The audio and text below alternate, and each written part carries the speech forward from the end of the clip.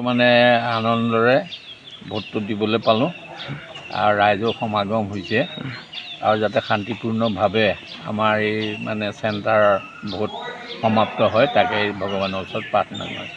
সকলোকে ধন্যবাদ জনাইছোঁ।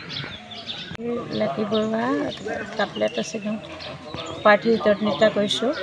সকলোৱে যেন নিৰাপদে সকলোৱে শান্তিপূৰ্ণভাৱে কাৰ্যখিনি সম্পূৰ্ণ হৈ যায় তাকে আশা ৰাখি সেই ক'লোঁ আশীৰ্বাদ কৰিব।